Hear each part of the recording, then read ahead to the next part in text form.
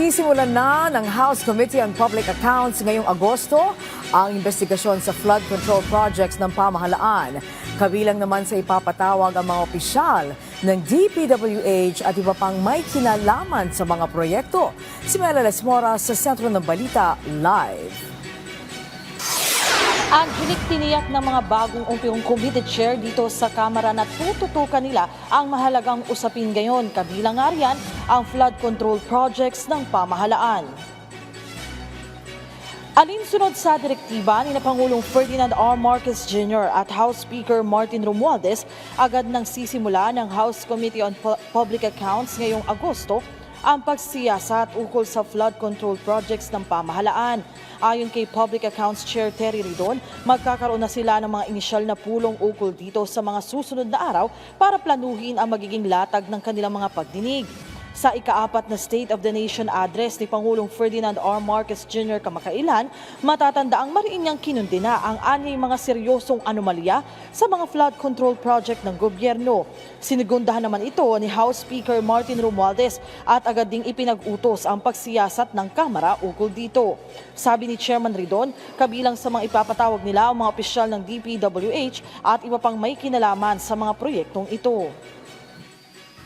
Pero siyempre, first priority ho natin yung mga national agencies, no? Particularly in DPWH, kung kailangan mo maisama yung MDA kasi meron din po silang mga pumping stations. Pero I think the first order of business would be to look into the DPWH projects. Binanggit yan ng Pangulo, binanggit na rin po yan ng ating pong speaker. We have to be able to act proactively. So ibig sabihin, huwag natin antayin na may masayang pahong pondo bago natin tignan kung ano po yung dapat gawin sa mga proyekto pong ito.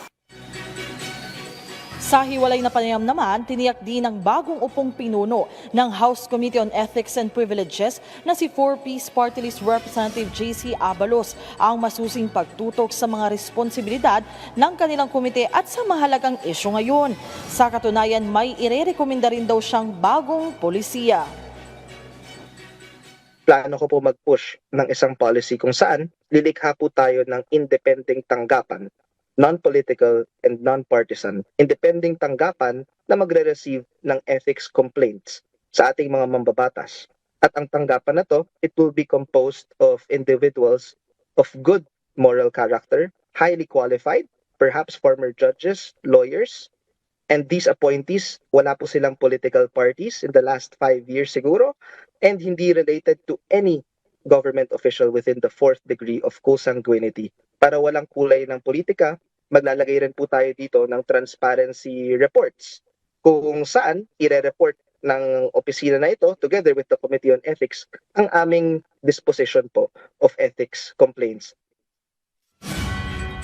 Angelic, kanina naman ay nakapanayam din sa ating programang Bagong Pilipinas ngayon ang na-retain na chairman ng House Committee on Basic Education and Culture na si Pasig Representative Roman Romulo. At sabi nga niya, tulad ng kanila ng mga ginagawa ng mga nakalipas na taon bilang siya din yung chairman ng 19th Congress ng Basic Education Committee, ay tututukan nila yung mga usaping pang edukasyon, lalo na't isa rin yan sa mga nabanggit na ni Pangulong Ferdinand R. Marcos Jr.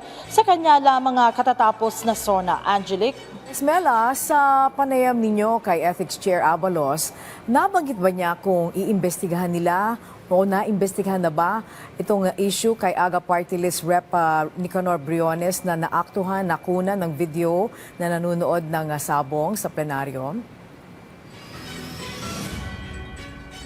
Angelic, kanina nga sa ating panayam, isa yan sa mga natanong natin dahil ito ay isa sa mga mainit na issue ngayon. At sabi naman ni Chair Abalos, hindi nila babaliwalain ang isyong ito at once na-constitute na yung kanilang komite, ay maaari nga isa nga yan sa kanilang matalakay. Kasi Angelic, ang sistema ngayon, sa pagkakasisimula pa lang ng Kongreso, like ngayong 20th Congress, ay binubuo pa lang yung mga magiging miyembro at pinuno ng komite. So ngayon, Angelic, nitong nakaraang tatlong session ng Kamara, Kamara ay unti-unti na nilang na-elect yung mga committee chairs. Pero Angelic, dadaan pa rin sa plenaryo kung sino yung mga magiging miyembro ng komite. At once na kumpleto ni kanilang komite, doon pa lang sila makakapagsimula na magtalakay nga ng iba't ibang issue. Ay, ang tinitiyak naman ni Chair Abalos ay hindi nila ito babaliwalain at kanina lamang ay nakapanayam din natin muli si AGA Party List Representative Nicanor Briones at sabi niya ay handa naman siyang humarap sa Ethics Committee kung sakaling siya nga ay ipatawag. Angelique? Yes, kasi may balita na tinanggal na bilang miyembro ng Committee on Appointments itong si Congressman Briones. So premature yung balitang yan?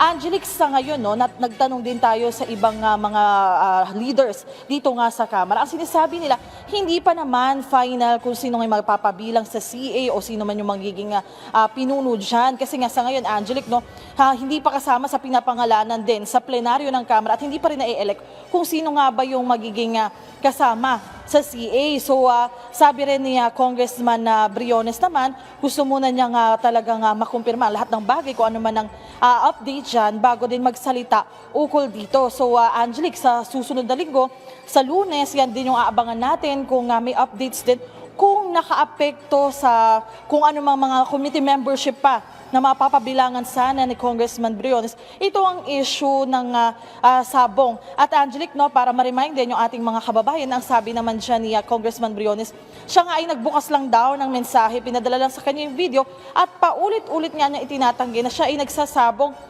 Taliwas dun sa mga kumakalat na siya ay nag-iisabong habang nagsesesyon at ang sinasabi nga niya ay nagbasa lamang daw siya ng mensahe at nakita kasama nga yung video na yun nung siya ay mapicturan. Angelique? Alright, maraming salamat, Mela Lesmoras.